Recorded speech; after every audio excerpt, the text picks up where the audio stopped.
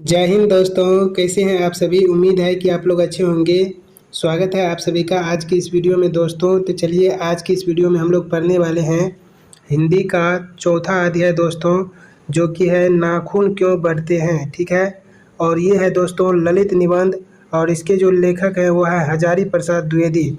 तो इस वीडियो के माध्यम से हम लोग इसका लाइन बाय लाइन एक्सप्लेनेशन करेंगे दोस्तों, इसका समरी जानेंगे कि क्या है। तो वीडियो में बहुत मज़ा आने वाला है आपको, तो वीडियो में बने रहिए अंत तक। समझने की गारंटी मैं लेता हूं दोस्तों, सिर्फ आप वीडियो में बने रहिए। और वीडियो पसंद आए तो वीडियो को लाइक कीजिएगा, अपने दोस्तों के साथ शेयर भी कीजिएगा दोस्तों। तो चलिए वीडियो को स्टार्ट करते हैं। देखिए दोस्तों, सबसे पहले हम लोग लेखक परिचय से स्टार्ट करते हैं। तो चलिए हम लोग सबसे पहले लेखक परिचय को जान लेते हैं दोस्तों अच्छे से। तो देखिए हमने यहाँ पर लेखक परिचय पर आ चुका है दोस्तों। तो यहाँ पर देखिए कहता है हम लोग पढ़ रहे हैं दोस्तों गोधूली। ठीक है, और 10th कक्षा 10th का गोधूली है। और नाखून क्यों बढ़ते हैं ये शीर्षक है दोस्तों। और ललित निबंध है, ये क्या है ललित निबंध। इसको याद रखने का ट्रिक है दोस्तों कि नाखून में हम लोग ललता लगाते हैं। ठीक है, तो इससे जब पता चलता है कि ये क्या है ललित निबंध है। ठीक है, उसके बाद दोस्तों नाखून को हम लोग हजारों बार काट चुके हैं, इसलिए इसके लेखक का जो ट्रिक याद करने का है वो है हजारी प्रसाद द्विवेदी। हम लोग नाखून को 1000 बार काट चुके हैं। ठीक है, तो इस तरह से आप याद रख सकते हैं। चलिए अब लेखक परिचय पर जानते हैं दोस्तों कि हजारी प्रसाद द्विवेदी जी का जीवनी क्या है। तो देखिए कहता है लेखक परिचय। यहाँ पर हजारी प्रसाद द्विवेदी का पूरा नाम जानेंगे दोस्तों। तो हजारी प्रसाद द्विवेदी का पूरा नाम है आचार्य हजारी प्रसाद द्विवेदी। ठीक है दोस्तों, आचार्य हजारी प्रसाद द्विवेदी। ठीक है, और दोस्तों इसका पूरा नाम है आचार्य हजारी प्रसाद द्विवेदी। और इसका जो जन्म हुआ था दोस्तों, जन्म हुआ था सन 1907 ईस्वी में, और इसका निधन हुआ था 1979 ईस्वी में, और दिल्ली में हुआ था। ठीक है दोस्तों, 1979 में दिल्ली में हुआ था, और जन्म हुआ था 1907 ईस्वी में। इसका पूरा नाम है दोस्तों आचार्य हजारी प्रसाद द्विवेदी। उसके बाद दोस्तों इसका जो जन्म स्थान है वह है बलिया, उत्तर प्रदेश। ठीक है, उत्तर प्रदेश का एक जिला है दोस्तों बलिया। तो बलिया नामक जिला में उत्तर प्रदेश में इसका जो है सो जन्म हुआ था। ठीक है, तो आई होप आपको यहाँ तक समझ में आ गया है दोस्तों। तो चलिए आगे बढ़ते हैं, लेखक परिचय को और डिटेल में जानने का प्रयास करते हैं दोस्तों। तो बने रहिए वीडियो में अंत तक, और वीडियो के इत्मीनान से देखिए, आपको कहीं भी एक भी प्रॉब्लम नहीं होगा दोस्तों। तो चलिए इसकी रचनाएं को देख लेते हैं दोस्तों। तो इसकी जो रचनाएं हैं वह इस प्रकार है दोस्तों, जो कि बोर्ड एग्जाम में बार बार पूछे जाते हैं। कहता है इनकी रचनाएं हैं दोस्तों कि अशोक के फूल। ठीक है, अशोक के फूल, कल्पलता, विचार और वितर्क, आलोक पर्व, बाण भट्ट की आत्मकथा, अनाम दास का पोथा, नाथ संप्रदाय, पृथ्वीराज रासो और नाथ सिद्धों की बनिया। ठीक है दोस्तों, ये जो है कुछ इनकी प्रमुख रचनाएं हैं। और इसमें जो है आपको इम्पोर्टेंट है दोस्तों, इतना ज़्यादा आप याद नहीं कीजिएगा, तो कम से कम आप अशोक के फूल को याद रखिए, उसके बाद आलोक पर्व को याद रखिए। ठीक है, और बाण भट्ट की आत्मकथा, ये सब जो है दोस्तों, अनाम दास की आत्मकथा, अनाम दास का पोथा, ये सब क्वेश्चन बैंक में पूछे गए प्रश्न हैं, तो इसको याद रखिए। ठीक है, ये बार बार पूछे जाते हैं। उसके बाद देखिए इन्होंने जो पत्रिका का संपादन किया था दोस्तों, उस पत्रिका का नाम था विश्व भारती।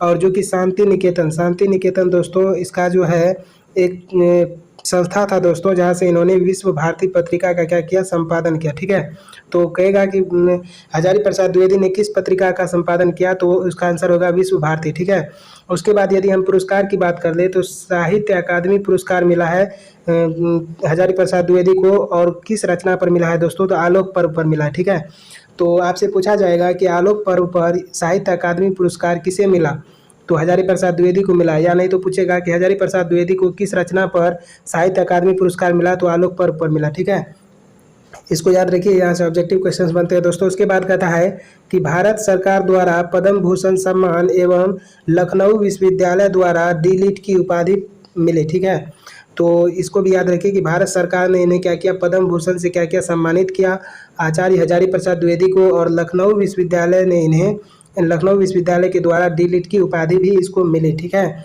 तो आचार्य हजारी प्रसाद बहुत ही जो है सो महान लेखक रहे हैं दोस्तों। और ये जो लिखे हैं नाखून क्यों बढ़ते हैं, यह पूरे मानव जाति से है दोस्तों, तो इसको हम लोग अच्छे से पढ़ेंगे।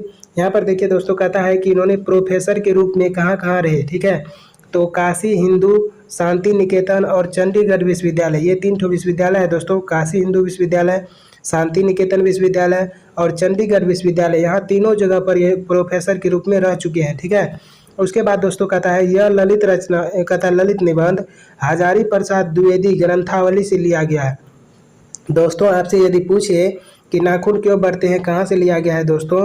तो यह जो ललित निबंध है नाखून क्यों बढ़ते हैं प्रस्तुत निबंध हजारी प्रसाद द्विवेदी ग्रंथावली से लिया गया। ठीक है, चलिए आगे बढ़ते हैं दोस्तों। अब पाठ में चलते हैं और हम लोग नाखून क्यों बढ़ते हैं दोस्तों इसका हम लोग सारांश पढ़ने वाले हैं। पूरा सारांश दोस्तों, सारांश का मतलब होता है कि आप चैप्टर के जो है जितने भी मेन टॉपिक हैं और जिससे भी क्वेश्चंस बनते हैं और बोर्ड एग्जाम में पूछे जाते हैं दोस्तों, उसका पूरा जो है अंश निकाल लेना। ठीक है, सार निकाल लेना दोस्तों। तो इस चैप्टर में हमने जितने भी MBBI पॉइंट्स थे उसका मैंने सारांश लिख लिया है आप लोगों को बताने के लिए, ताकि आप लोगों को दिक्कत ना हो दोस्तों। तो वीडियो को ज़रूर अंत तक देखिए। चलिए हम लोग सारांश को पढ़ते हैं अच्छे से और समझने का प्रयास करते हैं। तो देखिए हमने जो सारांश लिखा है यहाँ पर दोस्तों, यहाँ पर आप देख सकते हैं, यहाँ पर आप देख रहे हैं, यहाँ पर देखिए कहता है फर्स्ट नंबर का जो प्रश्न मतलब पॉइंट है दोस्तों, वह कहता है लेखक पहले जब जो है सो नाखून क्यों बढ़ते हैं पाठ में लिखा है कि बच्चे कभी कभी चक्कर में डाल देने वाले प्रश्न कर बैठते हैं। मेरी छोटी लड़की ने जब उस दिन पूछ दिया कि आदमी के नाखून क्यों बढ़ते हैं तो मैं कुछ सोच नहीं सका। दोस्तों यहाँ पर लेखक कहते हैं कि बच्चे कभी कभी क्या करते हैं, आश्चर्य में डाल देने वाले प्रश्न पूछते हैं। जैसे पिताजी नाखून क्यों बढ़ते हैं। जब छोटी लड़की ने क्या किया, अपने पिताजी यानी कि आचार्य हजारी प्रसाद द्विवेदी जी से पूछा, तो उस दिन जो है लेखक कुछ सोच नहीं सका कि नाखून क्यों बढ़ते हैं, इसका वजह क्या हो सकता है। लेकिन जब लेखक ने इस पर रिसर्च किया तो उसे बहुत सारी बातें पता चली, तो उन्होंने इस निबंध को जो है लिखा, ललित निबंध को।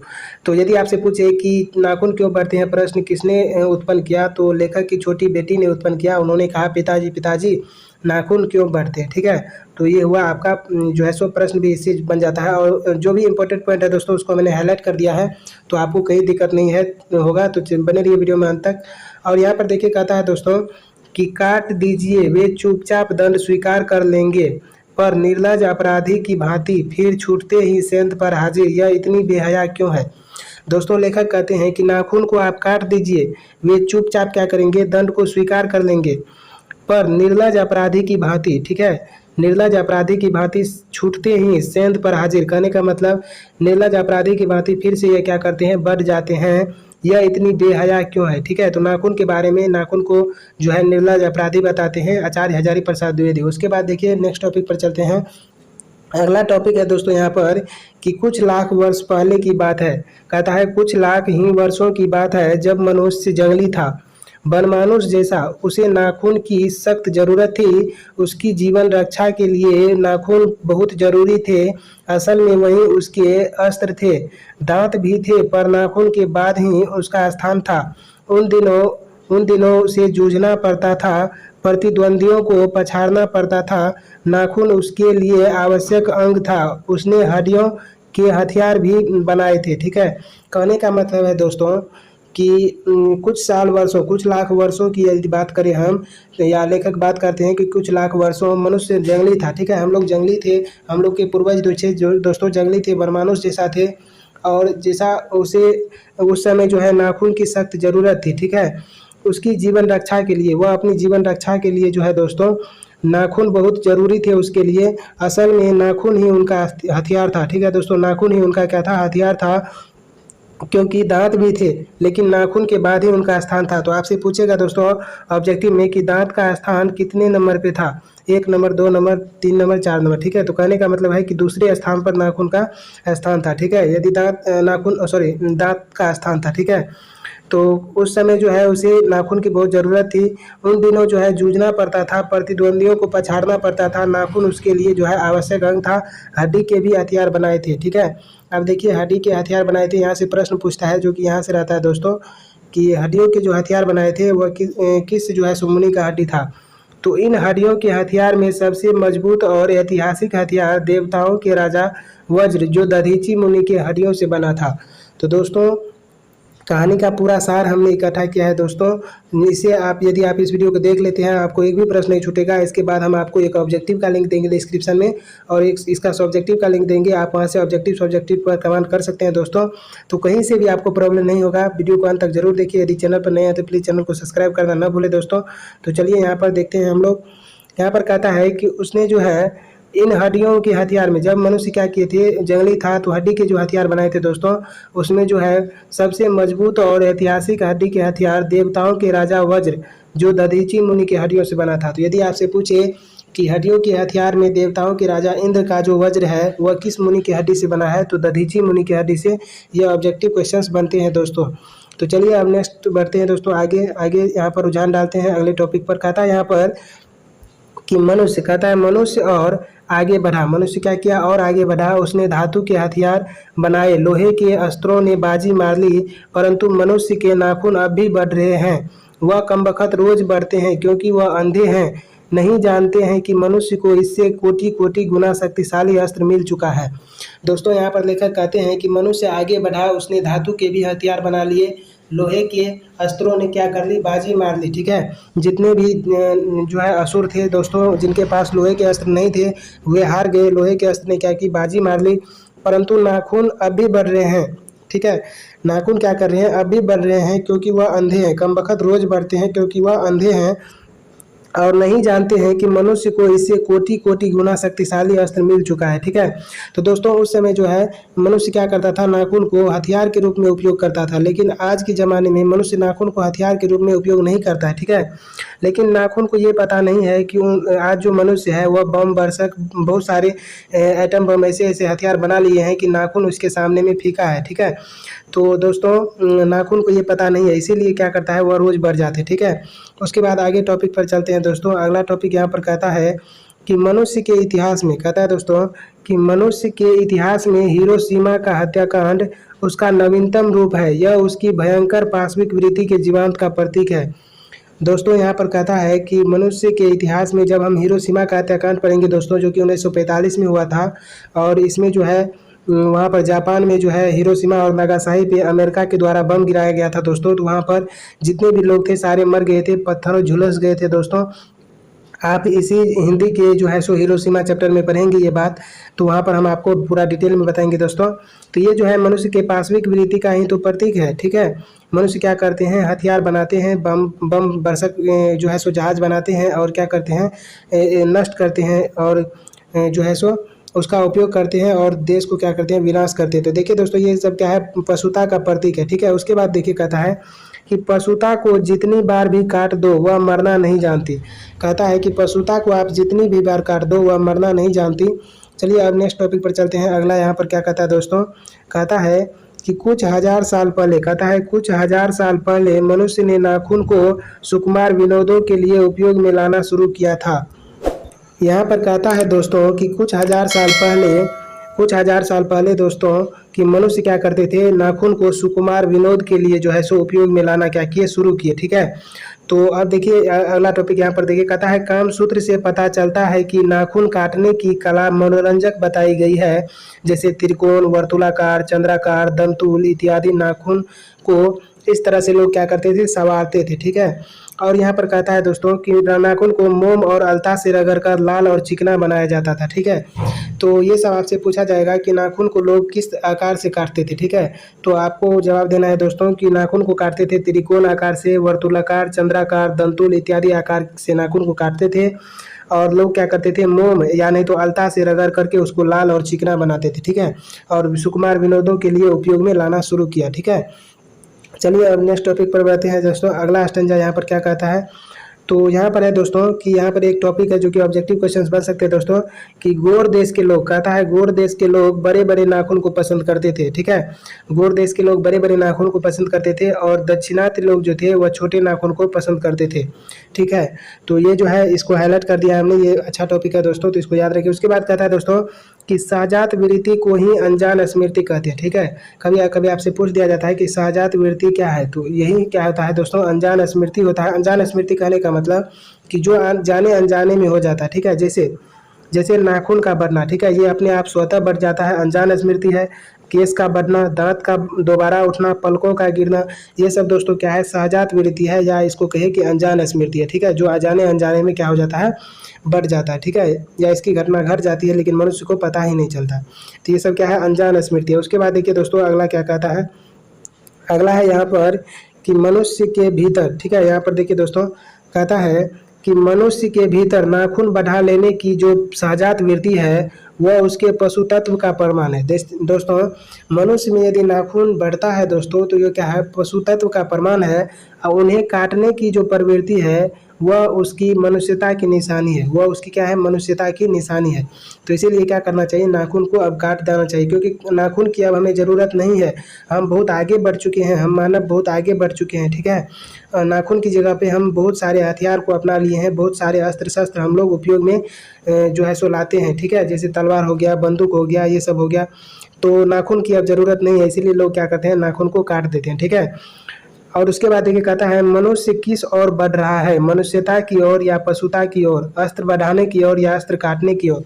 कहता है दोस्तों कि एक समय ऐसा था कि जब नाखून जो है मनुष्य के अस्त्र के रूप में काम आता था, लेकिन आज मनुष्य को नाखून वाला अस्त्र नहीं चाहिए। आज मनुष्य को चाहिए कि बम वर्षक हो गया, ये सब हो गया, बंदूक हो गया, ये सब चाहिए, ठीक है। तो आजकल के लोग क्या करते हैं, एक एक अस्त्र को काट रहे हैं। जैसे नाखून जो पहले का अस्त्र था उसको काट रहे हैं, लेकिन इधर जो है अपना जो है अस्त्र बढ़ा रहे हैं। जैसे बंदूक हो गया, गोली हो गया, ये सब क्या करते हैं, अपना अस्त्र बढ़ा रहे हैं, लेकिन नाखून को काट रहे हैं। इसीलिए लेखक कहते हैं कि मनुष्य किस ओर बढ़ रहा है, मनुष्यता की ओर या पशुता की ओर। तो यदि नाखून को बढ़ाएंगे तो हो गया कि पशुता की ओर बढ़ रहे हैं, यदि नाखून को काटेंगे तो मनुष्यता की ओर बढ़ रहे हैं। नाखून अस्त्र है दोस्तों, तो अस्त्र को बढ़ाना मनुष्यता की ओर बढ़ना, और अस्त्र को काटना मनुष्यता जो है सो अस्त्र को बढ़ाना दोस्तों पशुता की ओर बढ़ना, और अस्त्र को घटाना मनुष्यता की ओर बढ़ना। तो आजकल लोग क्या कर रहे हैं, अस्त्र शस्त्र को बढ़ा रहे हैं, तो एक तरह से पशुता की ओर बढ़ रहे हैं, ठीक है। उसके बाद देखिए यहाँ पर क्या कहता है दोस्तों, कहता है यहाँ पर कि भारतीय चरित्र, क्या कहता है दोस्तों कि भारतीय चरित्र जो आज भी अधीनता को स्वाधीनता के रूप में सोचता है, यह हमारे दीर्घकालीन संस्कारों का फल है। दोस्तों, लेखक यहाँ पर कहता है, इंडिपेंडेंस शब्द पे डिस्कस किया है दोस्तों चैप्टर में। तो लेखक बताते हैं कि इंडिपेंडेंस का अर्थ होता है अधीनता, ठीक है। लेकिन हम लोग अधीनता नहीं समझते हैं, ठीक है, अधीनता नहीं लिखते हैं, हम लोग स्वाधीनता को जो है अपना लिए हैं, ठीक है। हम लोग स्वाधीनता सोचते हैं, ठीक है।